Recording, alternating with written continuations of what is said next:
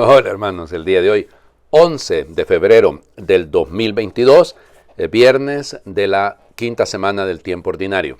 Solo que los 11 de febrero de cada año celebramos la Jornada Mundial del Enfermo. ¿Por qué? Porque un 11 de febrero de 1858 comenzaron las apariciones, las 18 apariciones de Nuestra Señora de la Inmaculada Concepción en Masseville, allá junto al río Gave de Pau, en los Pirineos, en Lourdes. Ya van ustedes recordando, Nuestra Señora de Lourdes. Ay, Señor Jesucristo, todo el bien. Yo he peregrinado a Lourdes en un par de ocasiones, el año pasado tuve la gracia de estar ahí. Realmente es un lugar extraordinario. Cuando aquel 11 de febrero la Virgen le pidió en gascón, porque esa era la lengua que hablaba Bernardita, una muchachita de 14 años, analfabeta, pobre pastorcita, le dice, ¿me haría usted el favor, porque se trataba de usted, ¿no? Y le decía, ¿me haría usted el favor de venir aquí durante, creo que le dijo 15 días seguidos? Y pues Bernardita le dijo que sí, le llamó la atención. Ya saben toda la historia detrás. ¿Por qué es la Jornada Mundial de los Enfermos? Porque ahí se han operado milagros realmente por montones. Fíjense, para el día 23 de febrero de ese año, en una de las apariciones, la Virgen le dijo a Bernardita, vete a lavar a la fuente. Bernardita entendió que la mandaban al río y entonces agarró para el río. No, le dijo la Virgen y le señaló el lugar. Óiganme, y entonces ahí no había nada.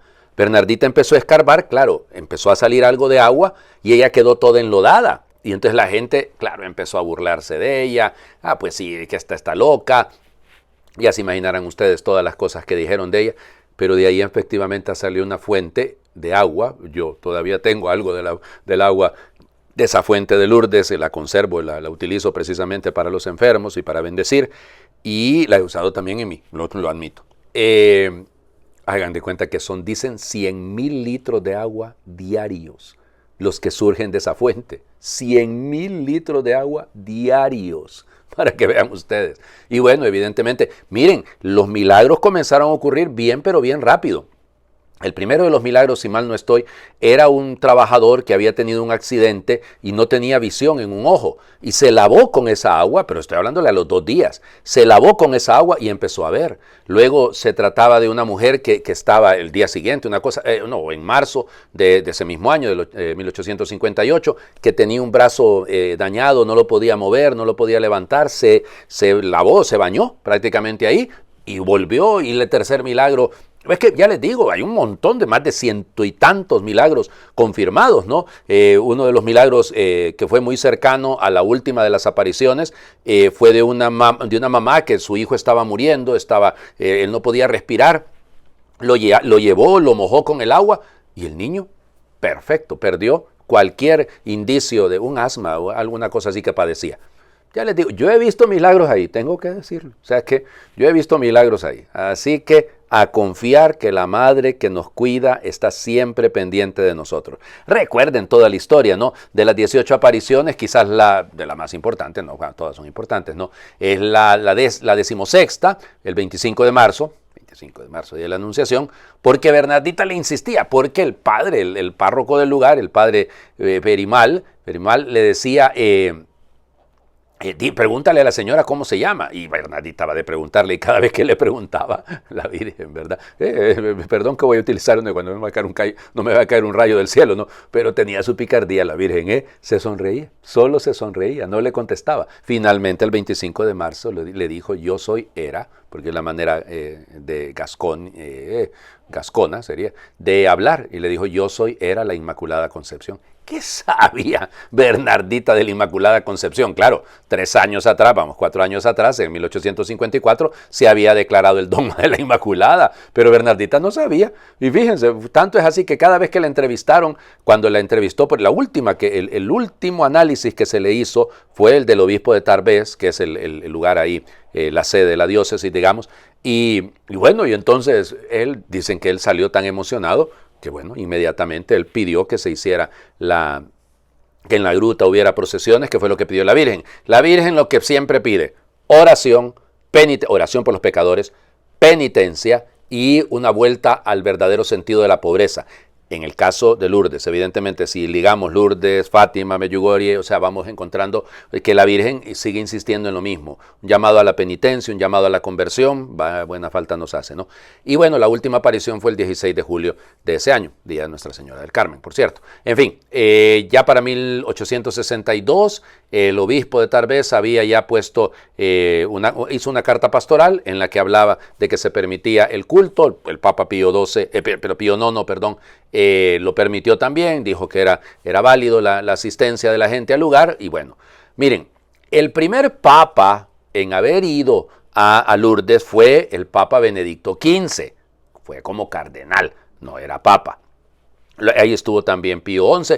Pío XI va a ser el que va a beatificar y canonizar a Santa Bernardita en 1933. Estuvo ahí Eugenio Pacelli también.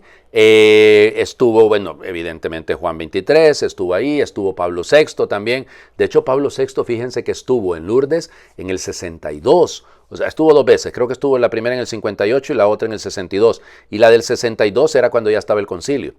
Y entonces su visita fue muy, muy particular. ¿Hay algún comentario con respecto a esto? Luego Juan Pablo I estuvo también. Y bueno, Juan Pablo II fue el primer papa que como papa fue a Lourdes. Luego ya han ido Benedicto XVI y el Papa Francisco. Es un lugar de peregrinación que ya les digo, vamos, precioso. Antes de la pandemia eran 8 millones de personas más o menos los que pasaban por ahí todos los años. Hoy en día, pues seguramente cuando estuve yo estaba vacío para lo que normalmente debía ser. Bueno, vamos a las lecturas del día de hoy. Hago las lecturas del día, las lecturas propias, pero estoy seguro que en muchos lugares harán las lecturas para la misa votiva de Nuestra Señora, Madre de los Enfermos, o bien, Salud de los Enfermos, o bien la de la misa por los enfermos, a pedir por las enfermedades. Pero hoy, la enfermedad de la división. Primer libro de los Reyes, capítulo 11, y es una lectura litúrgica porque leemos del 29 al 32 y luego nos saltamos al capítulo 12, versículo 19. En aquel tiempo Jeroboam, siervo de Salomón, salió de Jerusalén y se encontró por el camino al profeta Ahías, de Silo, que llevaba puesto un manto nuevo. Estaban los dos solos en el campo. Ahías tomó su manto, lo rasgó en 12 pedazos y le dijo a Jeroboam: toma 10 pedazos, pues el Señor Dios de Israel te manda decir: voy a desgarrar el reino de Salomón. A ti te daré 10 tribus, y a Salomón solamente le dejaré una en consideración a David mi siervo, y a Jerusalén la ciudad que elegí entre todas las tribus de Israel. Y desde entonces hasta el día de hoy Israel se separó de la casa de David. Palabra de Dios, te alabamos, Señor. Recuerden que solamente durante el tiempo de David y el tiempo de Salomón es que las tribus estuvieron realmente unificadas. O sea, las tribus vivía cada una por su cuenta, digámoslo así, y cada una luchaba por su lado. O sea, cuando había algún enemigo, ya saben, se juntaban 2 o 3, se defendían. El caso de la época de los jueces, ¿no? Pero seamos honestos, o sea, la unión fue una unión circunstancial. Las tribus del norte, que es lo que se llama Israel, siempre tuvieron su manera de pensar diferente, además tenían sus santuarios en Jericín, en Silo, es decir, siempre en Betel. Y entonces, por eso la dificultad de ellos, ¿no? de la relación con Jerusalén. Y ustedes dirán, pero si son 12, ¿por qué habla de una nada más? Porque acuérdense que la tribu de Leví no tiene un territorio, no se le entregó un territorio porque son los sacerdotes y ellos están en todo, ¿no? Pero realmente lo que sería Judá, o sea, el reino del sur, Judá, estaría una parte también formado por benjaminitas, o sea, por la tribu de Benjamín. Qué doloroso las divisiones, ¿verdad? Cuando, miren, en los países, en nuestras sociedades, y qué afán de dividir, Dios mío, qué afán de romper lo que debería estar unido, trabajar juntos. Miren, yo lo veo, tantas dificultades en los congresos, en los parlamentos, para, hombre, aprender a respetarse mínimamente, aprender a tratarse como personas. Pero es que nos estamos vengando, es que estos son otros. Ay, Dios mío. Es decir, por ese camino no vamos a ir a ninguna parte, claro. Hay que reclamar justicia, eso bajo ninguna circunstancia hay que esconderlo. Pero tenemos que aprender, si no las tribus se dividen y lo que aparece es muchos caciques y pocos indios. Y entonces evidentemente terminamos teniendo mucho problema, pues. El Evangelio. Es el Evangelio de hoy, pero queda muy bien para el tema de la Jornada Mundial del Enfermo. Marcos, capítulo 7, versículos del 31 al 37.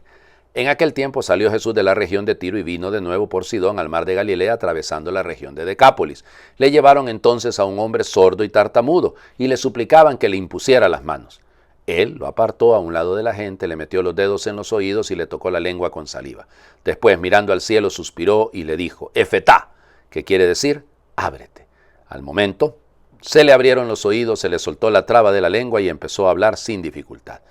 Él les mandó que no lo dijeran a nadie, pero cuanto más se lo mandaba, ellos con más insistencia lo proclamaban. Y todos estaban asombrados y decían, ¡qué bien lo hace todo! Hace oír a los sordos y hablar a los mudos. Palabra del Señor. Gloria a ti, Señor Jesús. Ok, bueno, vamos. Jesús sale de Tiro, acuérdense ayer la Sirofenicia, ¿no? Y ahora va camino hacia Galilea, pero se va a la Decápolis, o sea, es una vuelta un poco extraña, ¿no? O sea, va rodeando de una manera un poco rara. No sé si Marcos es que no sabía un poco de geografía, pero esa ruta es un poco extraña. Pero en fin, pero es territorio pagano, ¿no? O sea, la Decápolis son las 10 ciudades griegas a la orilla del mar de Galilea. En fin. Y regresa y le presentan, a mí me gusta este término, le presentan, o sea, le llevaron a su presencia, le colocaron delante, esa es la imagen, ¿no? A un sordo que al mismo tiempo es tartamudo.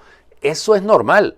Fíjense, por eso hoy en día es interesante porque me encanta, lo estoy viendo mucho. Aquí en la parroquia teníamos una de las misas que había presencia de hermanos que tienen dificultad para escuchar. Y entonces a mí me insistieron, porque yo siempre dije el lenguaje de sordomudos, el lenguaje de señas, pero no, mudos no son, mudos no son porque pueden comunicar. O sea, la mudez sería la incapacidad de comunicar y ellos bien se pueden comunicar. Y entonces por eso el lenguaje de sordos, esa es la manera como se le dice. Y claro, van a decir ustedes, padre, pero también, no, pero ahí el oír es otra cosa, ¿no? Pero en fin, y entonces claro, una persona aprende a hablar escuchando, pues. Que buena falta nos hace entenderlo, ¿verdad? Porque hay algunos de nosotros que hablamos sin escuchar y ahí andamos, decimos en mi pueblo como chachalaca, que no paramos de hablar y no paramos de decir las cosas, pero nunca escuchamos y por eso cometemos tantos errores. En fin, a Jesús se lo presentan y Jesús hace una cosa interesante, ¿no? Gestos muy particulares, gestos de apartarlo, tocarle. Usted dirá, ay, qué asqueroso ponerle los dedos en los oídos y luego ponerle saliva en la lengua. Sí, pero son gestos de amor. El Papa habla tanto, en estos días lo habló el miércoles pasado, habla de la caricia de Dios. Insiste mucho el Papa en esto, ¿eh? El Papa le encanta, pero que el Papa es cariñoso, miren, ¿no? Cómo trata a los enfermos. Él estaba hablando de una caricia a un anciano, decía el Papa. Y esto es lo que a veces nos hace falta. El sentido, claro, van a decir usted, padre, no, pero por la pandemia no se puede estar tocando gente. Sí, es verdad que en muchos lugares ya han quitado el uso de la mascarilla, en varios lugares, en Nueva York incluso ya se quitó, en España creo que se ha quitado el día de ayer, en fin. Pero cuidado, siempre hay que tener mucha prudencia, ¿no? Pero vuelvo al tema. El tema es este, ¿no? Esa cercanía, esos gestos de curación. ¿Jesús podía curar sin tocar? Sí podía. Claro que podía. Pero lo hace como un gesto de cercanía, como para destrabar, para poner sus palabras en la saliva, es lo que, según la mentalidad judía, eso está en la Mishnah, articula las palabras. Y entonces este es tartamudo. Dice cosas, pero no las dice de manera coherente, no las dice de manera total. Así somos nosotros, que somos supuestamente discípulos, pero no escuchamos y somos tartamudos. Entonces, por eso el gesto de Jesús pone sus palabras, su saliva en la boca de él. Ahí está la curación. Se cura, se sana cuando asumimos el papel del otro, cuando nos colocamos y nos ponemos en su lugar. Esto es lindo. Esto es lindo. Por eso la compasión, padecer con el otro, sentir con el otro. Efetá, ábrete. Sí, pero la apertura del corazón, el Señor también nos quiere tocar, nos quiere acariciar, para decirnos, ey, esa cerrazón es tuya, esa mentalidad tan cuadrada, ideologizada. No, Señor, eso no nos sirve para nada. Ábrete a la esperanza, ábrete a un mundo en el que deja al Espíritu ser protagonista. Claro, nos falta. Ábrete a tu hermano, ábrete a la necesidad ajena.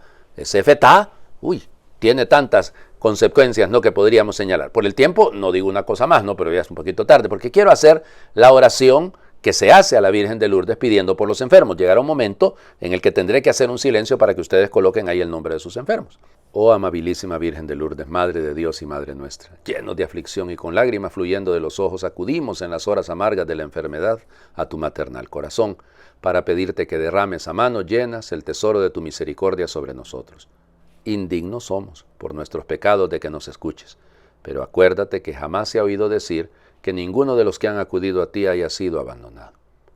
Madre tierna, Madre bondadosa, Madre dulcísima, ya que Dios obra por tu mano curaciones sin cuento en la gruta prodigiosa de Lourdes, sanando tantas víctimas del dolor, guarda también una mirada de bendición para nuestro pobre enfermo.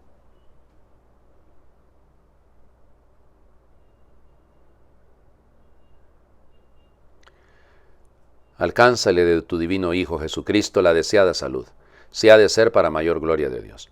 Pero mucho más alcánzanos a todos el perdón de nuestros pecados, paciencia y resignación en los sufrimientos y sobre todo un amor grande y eterno a nuestro Dios, prisionero por nosotros en los sagrarios. Amén.